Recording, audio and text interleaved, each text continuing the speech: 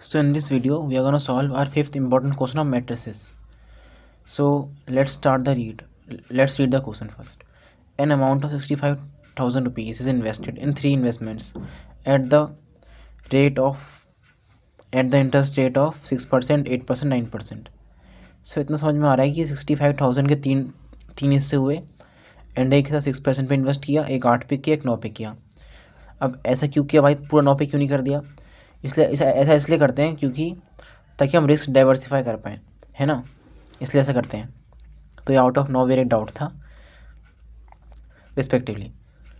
Total annual income is 4800, मतलब सारे interest से जो इनकम मिलके बन रही है वो 4800 है। And income from the third investment is 600 more than the income from the second investment. मतलब जो थर्ड इन्वेस्टमेंट है 9% वाली, इससे जो इनकम हो रही है वो 600 रुपये ज़्यादा है सेकेंड वाली से, 8% वाली से 600 रुपये ज़्यादा है। Find the investment in each using matrix algebra. So matrix algebra means inverse method से करना है हमको। सो इतना हमको पता है 65,000 रुपीज़ के तीन हिस्से हुए, है ना, तीन हिस्से हुए।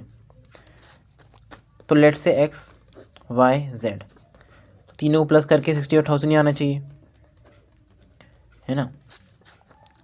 An interest rate which is interest income which is x into 0.06 plus y into 0.08 and z 0 into 0.09 plus करके आना चाहिए 4800। एंड देन थर्ड में एक बात और लास्ट में एक बात और लिखी है कि जो इनकम है फ्रॉम थर्ड, बीच में वीडियो में कट लगाना पड़ रहा है, याद रखना। जब डिवाइड करो ना, 6/100 करो, 8/100 करो, 9/100 करो, तो उसे करना क्या, एलसी से ही करना, ठीक है। मन में मत करना, वरना बच्चे 0.6, 0.8, 0.9 लिख के गलती कर चले आते हैं। ध्यान से ही करना, कैलसी का यूज़ करके, मन दिमाग ला के मत करना अपने मन से। इन्वेस्टमेंट विच इज़ 0.009 वो ज़्यादा है वाई वाली से, y इंटू 0.08 प्लस 600 के बराबर है ना। ये दोनों बराबर तब होंगे जब इसको 600 और ऐड कर दूंगा मैं, है ना। y इंटू 0.08, तो तीन इक्वेशन बन गए बस, एक तो ये बन गई, एक ये बन गई, एक ये बन गई। अब मैं सिंप्लीफाई करता हूँ, तो पहली इक्वेशन तो ठीक है, ऐसे नॉर्मल रहेगी, पहले सिंप्लीफाइड है 65,000, एंड देन मैं इस वाली को 100 से मल्टीप्लाई कर देता हूँ पूरी को, ताकि थोड़ी सिंप्लीफाइड हो जाए, थोड़ी सिंप्लीफाई हो जाए। तो हो गया 6x plus 8y plus 9z is equal to 48 like 4,80,000 हो जाएगा। एंड देन इसको भी 100 से कर देता हूँ मल्टीप्लाई, तो ये हो गया मेरा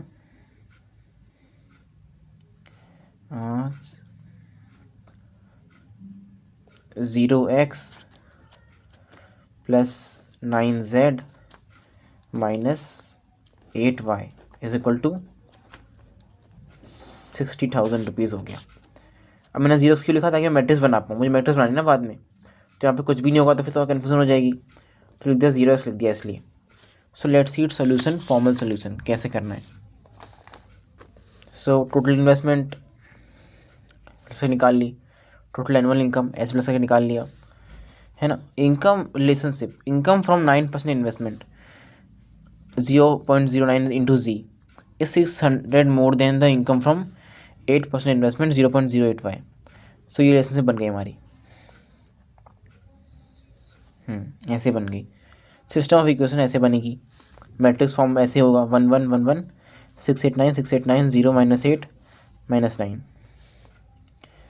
देन एक्स तो मालूम ही है।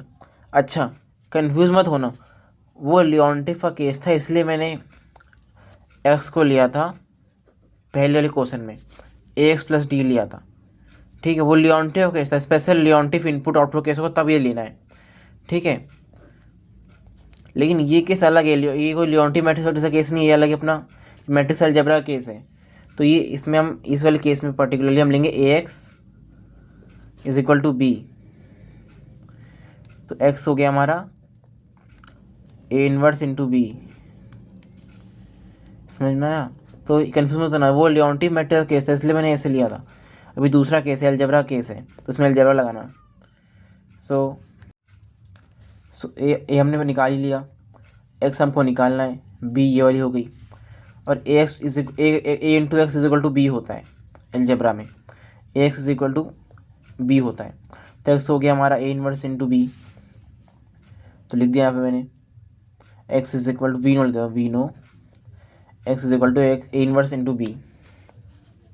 कैलकुलेशन ऑफ ए इनवर्स होता है हमारा 1/डिटर्मिनेंट of A into adjoint A. Determinant of मैंने ए निकाल लिया। अच्छा, अब डिटर्मिनेंट निकालने के लिए मैं देखो या तो ये वाले लूँगा तो ये वाला लूँगा, क्योंकि इसमें एक में ज़ीरो आ रहा है, तो इससे मेरी थोड़ी ईजी हो जाएगी कैलकुलेशन, थोड़ी सी आसान हो जाएगी, जल्दी हो जाएगी, बिकॉज एक टर्म तो ज़ीरो ही होगी पूरी। एंड देन 10 टाइम मैंने निकाल ली, डिटर्मिनेंट निकाल लिया मैंने। अब आपको ये तो आता होगा, जो मैंने पिछली बार एक वीडियो बताई थी वो देख लिया होगा, आई होप आपने। एडजॉइंट निकालना भी आपको आता ही होगा, ऐसे एडजॉइंट निकाला। बेसिकली मेन खेल तो इक्वेशन बनाने का ही, इक्वेशन बना ली तो सब तो आपने कर ही लोगे मतलब। सो इसमें ध्यान रखना, स्टेप बाय स्टेप ही करना, गलती नहीं होनी चाहिए, स्टेप बाय स्टेप ही होना चाहिए सब कुछ। स्टेप बाय स्टेप नहीं हुआ दिक्कत हो जाएगी। देन इन्वर्स निकाल लिया था हमने, इन्वर्स देखो ये रहा, इन्वर्स निकाल लिया था ना यहाँ पे 1/42, ये एडजॉइंट ही निकाल लिया था इन्वर्स हमने, तो इन्वर्स आ गया हमारे पास। सो अब बस सिंपल मल्टीप्लाई कर देंगे, जोड़ के देन डिवाइड करके ये आ जाएगा आंसर हमारा। Therefore investment in each is x is equal to 30,000 6%, y is equal to 15 at 8%, and z is equal to 20,000 at 9%।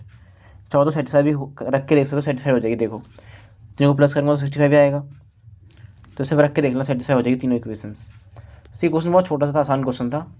Thank you for watching.